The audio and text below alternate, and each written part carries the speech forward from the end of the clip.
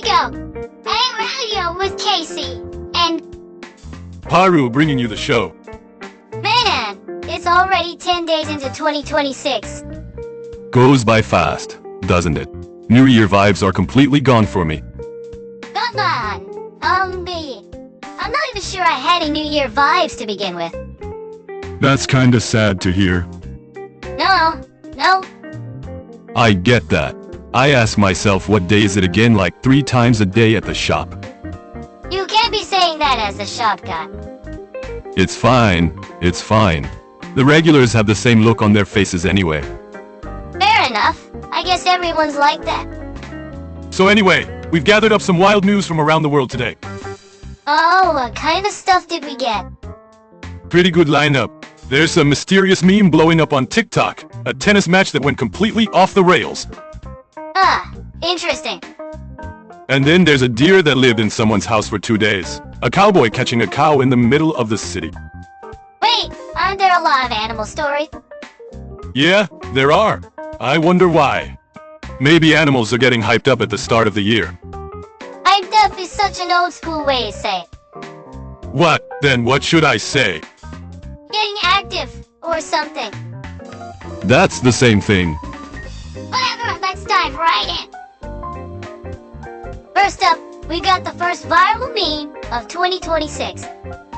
Oh, what's that? There's already something going viral. Yep, it's called 365 buttons. 365 buttons? What? Is it about buttons? Yeah, buttons. Euronews and the Daily Dot reported on it. It all started with a TikTok user named Tamara. Tamara dot. Yeah, her account name is @FlyLikeADove. Back in December 2025, she left a comment. In a comment section? Yeah. She wrote, I'm getting 365 buttons for 2026, one for each day, so I can be more aware of time passing. Huh, I see. Wait, do I see? You don't get it, right? I don't. So all users asked, what are 365 buttons? Of course they'd ask. And Tamara just replied, one for each day. That's not an explanation. No, and when people kept asking for more explanation, she finally snapped and said, this just has to make sense to me. I'm not going to explain it to anyone else. Ah, so she went that direction. Like a philosophical approach. Exactly! And this whole just needs to make sense to me attitude really resonated with people on social media, and it turned into a meme. Huh, unexpected turn. So it turns out the actual method is putting 365 buttons in a jar, then moving one to another jar each day. Oh, so it's a visual way to experience the year passing? Exactly! By the end of the year, all the buttons have moved over, and you're like, wow, a whole year passed. I see.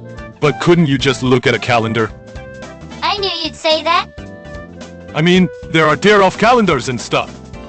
Sure, but for Tamara, that's irrelevant to me. It just needs to make sense to me. That's a strong stance. And this meme really took off.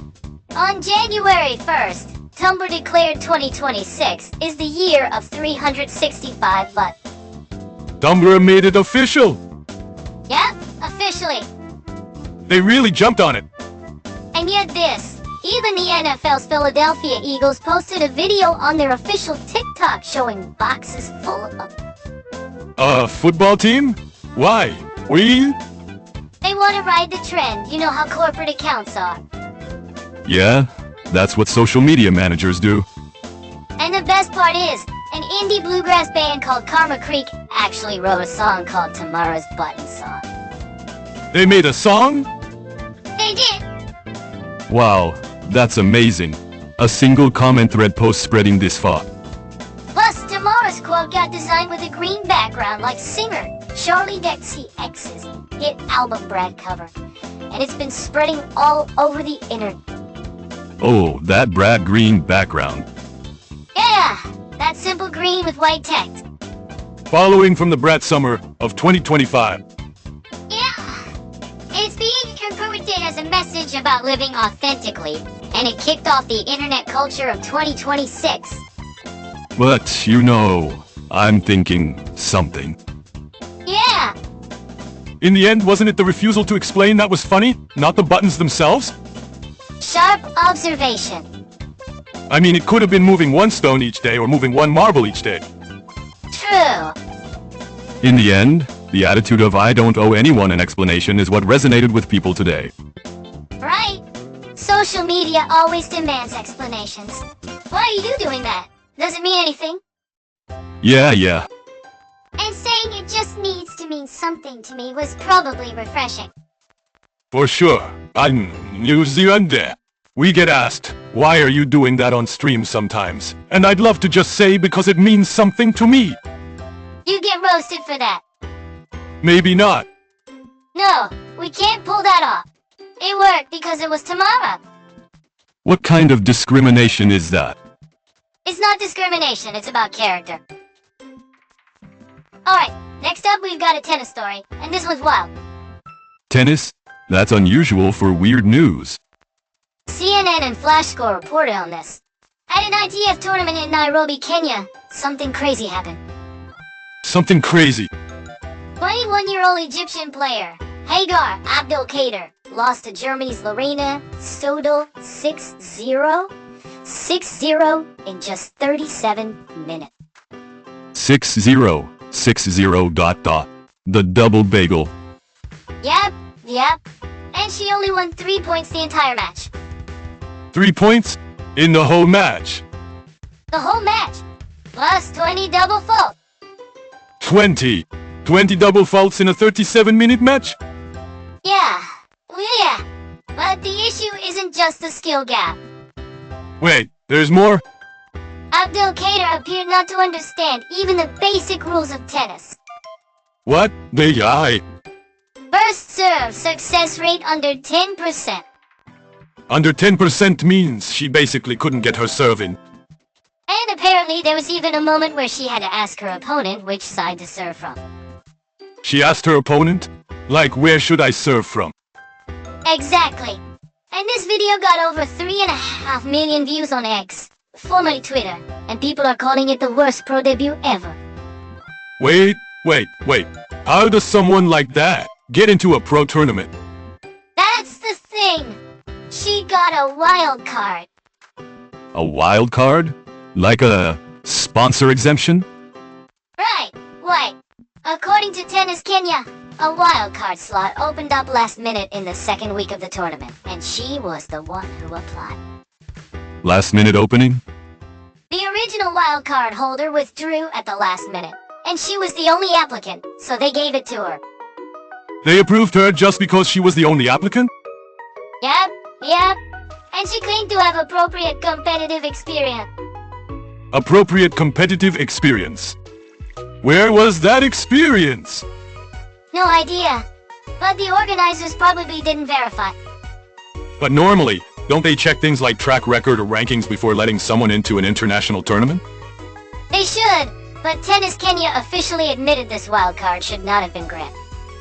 They admitted it. Yeah, they released a statement saying they'll take steps to ensure such an extremely rare situation never happens again. The opponent must have felt so awkward too. Oh, Skodel from Germany. World ranking 1016. 1016 is lower ranked, but she's still a pro. Yeah. How do you feel being made to play against someone who doesn't even know the rules? It's complicated. You can't feel good about winning, but you can't afford to lose either. And the video went viral with her in it too. The ITF and Tennis Kenya have offered support to both players who received intense online criticism. Both players, so they're supporting the winner too. Yeah, she got caught up in it. But why did Abdelkader even want to enter? That's the mystery. She's 21. 21. That's young. Maybe she really just started tennis and overestimated her ability. But not knowing which side to serve from isn't just started level. If we started tennis today, we'd at least know that much. Fair point. Maybe there's something else going on, like trying to create buzz. Maybe, but getting roasted online must be rough for her, so I don't want to speculate too much. True. Well, but the organizer's vetting process was definitely a problem. Wildcards are supposed to go to promising local players or players with draw power. Promising. Yeah, promising. People with potential or who can attract an audience. She did have draw power, at least in terms of video view. That's not the kind of draw power. I know. Next up, we got a story from the US, Wisconsin. Wisconsin? What happened? OPI and Fox 11 reported on a deer that broke into a house and lived there for 2 days. A deer in a house? Yeah! In a town called Grand Chute, while the residents were away, a deer crashed through a window and got inside. Crashed through a window? Yep. And then it went down to the basement. To the basement? Why the basement? Who knows? Maybe it's calming being dark. Can't understand the deer's mind. A neighbor noticed something was off Monday morning, found the deer in the basement, and called the police. The neighbor noticed, so the homeowner was still away? Seems like it. Maybe on vacation. So, the police came. Right? And here's the interesting part. The local police posted on social media saying over the past 2 days, we tried to get the deer outside, but it seemed to like being indoors and refused to leave the basement. It liked it? Apparently! Deer like basements. I don't know about that. But from the deer's perspective, it's cold outside, warm inside, no humans around. Perfect! True! It's January in Wisconsin. Must be freezing. Of course it didn't want to leave. Eventually, officers used a catch pole and a broom to guide the deer up the stairs and successfully got it outside. A catch pole and a broom. That's pretty low tech. Yeah, 2 days of struggle ending with a broom. But good that they got it out safely. But here's the problem with what came out. After? The deer was roaming freely in the house for 2 days, right? Glass shards and droppings everywhere, according to the homeowner. It broke in through the window, so first there's glass shards scattered everywhere. Makes sense. And after living there for 2 days, droppings all over. Droppings, huh? Deer droppings are those round pellets, right? Yep, the little round ones. Those rolling around everywhere. All over the basement. That's a rough cleanup. Imagine the homeowner coming back like, why is the window broken? And walking in to find droppings everywhere. That's a nightmare. According to wildlife experts, these kinds of incidents aren't rare. They're not rare? We deal with this every season. Squirrels chewing through windows, raccoons coming down chimneys, deer breaking through windows. Raccoons coming down chimneys. Like Santa. Oh. Right? American housing has it rough. We don't have that much wild animal home invasion in Japan. Maybe in rural areas. Wild boars? Boars probably won't come inside, but they'll trash your garden. Right. But this is the first time I've heard of a deer having a 2-day homestay. Stop calling it a homestay. But it stayed for 2 days, right? That's a proper homestay. I guess so. And refusing to leave means it was comfortable, really. Maybe the heat was on. Oh, if it was a house with automatic temperature control, that's heaven for a deer. For a wild deer, it must have felt like, what is this warm place? And no predators. And food. Well, not sure if there was any. Maybe there was something stored in the base. Like potatoes. Could be in an American home. A deer eating potatoes would be hilarious. Next up, another American story. This time from Oklahoma City. Oklahoma. America again. Weird news tends to come from America a lot. Big country. Maybe. Us? LPI and Supercop Blondie reported on a cowboy catching a cow with a lasso in the middle of the city. A cowboy with a lasso? In this day and age. In this day and age. I mean, it's Oklahoma. Is because it's Oklahoma good enough? Sure, it's cowboy country. True. So on Tuesday near Reno Avenue, an escaped cow was spotted and police were called. A cow was running loose. Yeah, near Hurricane Harbor, Oklahoma City, the cow was running around in the street. What's Hurricane Harbor again? It's a water park. Oh, like an amusement park. Right. So the police came, but catching a cow is tough. Yeah, they're big. And this is where Oklahoma shows what it's made of. A man on horseback with a lasso showed up. On horseback? Did the police call it? Probably. The police alone couldn't handle it. Wow, they called in a cowboy. According to the video, vehicles boxed in the cow, and the cowboy threw the rope and caught it. Teamwork? Wow. Yeah.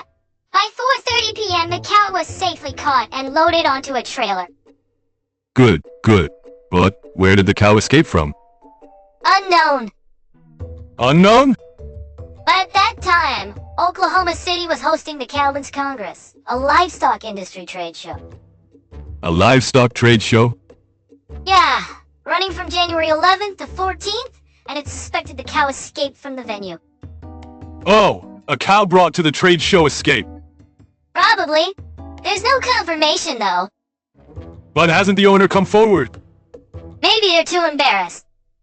Hard to say that's my cow after it goes viral nationwide. Online comments say this is so Oklahoma and faster than the police.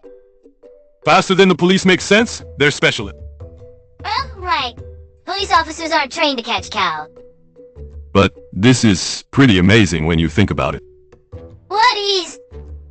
In 2026, there are still people with the skills to ride a horse and lasso a cow.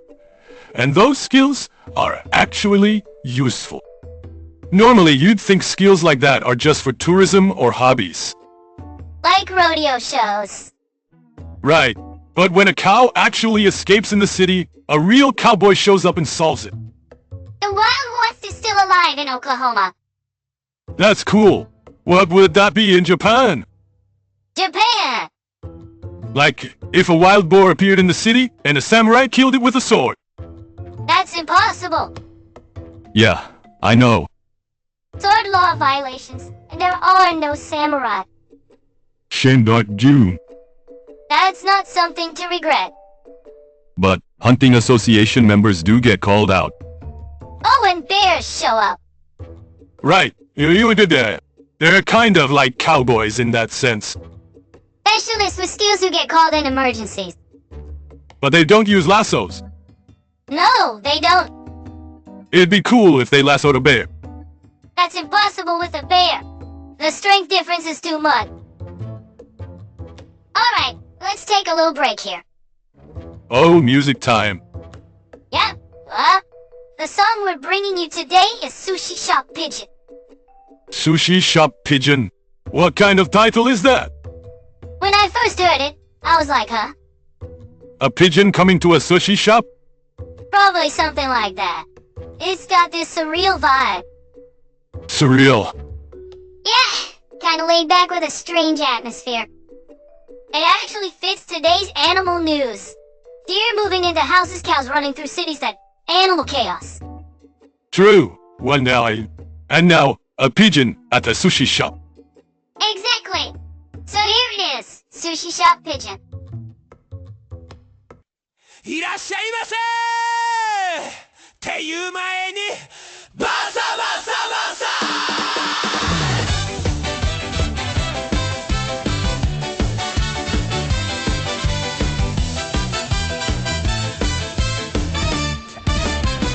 昼のピークを迎えた寿司屋回転レーンも絶好調だけど自動ドアが開いた瞬間空から予想外のダンタレさんハトハトハトハト何入ったか数えられない寿司屋にハトネタが飛ぶ飛ぶシャリより先に着地するハの音グンちゃんがガチで沈没しそうな全員の表情も回転中100これは新しいんせてですか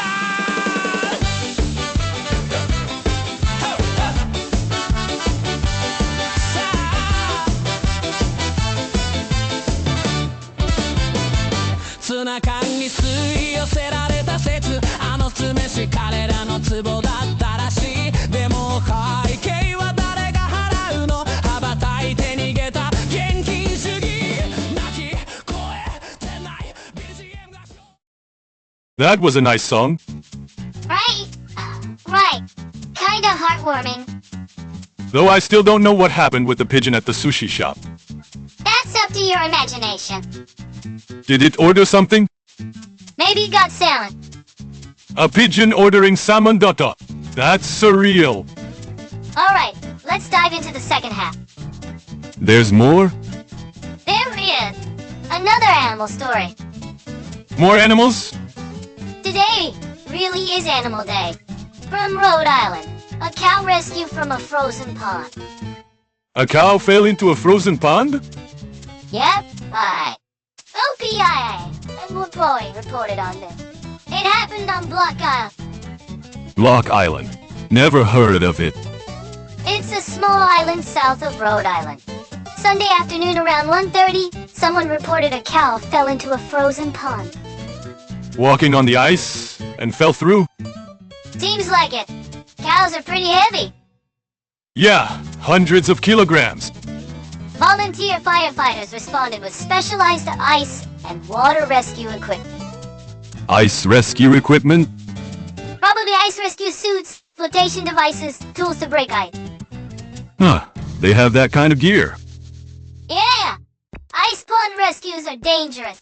The rescuers could fall through too. Right, you have to distribute your weight. Exactly! The firefighters used specialized equipment to quickly reach the cow and successfully pulled it out with ropes. Oh, they saved it. After pulling it from the water, they guided it with ropes to a safe area. That's good. But the cow must have been scared. Of course. Falling into cold water, unable to move. Can cows even swim? Probably, but it couldn't get back onto the ice. Too heavy. Even if it got its front legs up, the ice would break under its weight. Right, and Block Island. Fire Rescue posted about it on social media saying using ice rescue equipment, we swiftly rescued the cow. Posting on social media is so modern. Why, and you? Do they train for this kind of rescue? For cows? Probably not specifically for cows, but they're applying human ice rescue training. Oh, the basics are the same. Right, Rig. And apparently ice-related rescues are happening frequently in Rhode Island this time of year. On New Year's Day, there was another incident where a golden retriever named Phoenix was rescued from a different pond. Phoenix Daya. That's a cool name for a dog. Yeah! Falling in on New Year's Day. Rough start to the year. But the name Phoenix means it rose like the phoenix. Nice one. But why do animals walk on frozen ponds? Maybe they're used to drinking water there in summer and fall. So when it's frozen, they're looking for water and fall through. Oh, they went to their usual watering spot and it was frozen. Right, and when they walked on the ice, it broke. Poor thing. But good that it was saved. Yeah. Amazing that the fire department had the equipment and responded quickly. Training pays off. Alright, our final story. Last one. What's it about? This is incredible. Guinness World Records and UPOI reported on a Belarusian woman who set a Guinness record for sky surfing over Mount Everest. Sky surfing over Everest? Yeah, you know what sky surfing is? Skydiving while riding a board in the air? Exactly! And she did it over Everest! That's amazing. But isn't that super dangerous? Of course it is. Her name is Olga Nomova, 44 years old. 44, and doing that. On November 10, 2025, she took a helicopter from Siangboshi in Nepal and against the backdrop of Everest and the Himalayan peaks, jumped from 21,945 feet, about 6,384 meters. Over 6,000 meters? The air's thin up there. Very thin. That's why she wore an oxygen mask to prevent hypoxia. Sky surfing with an oxygen mask. Right.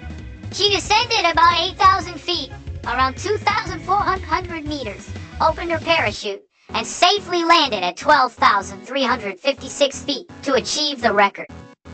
Amazing. But does she have experience? Oh yeah? She's a veteran with over 17,000 skydiving jumps. 17,000. 17,000! Even at one jump per day, that's 47 years.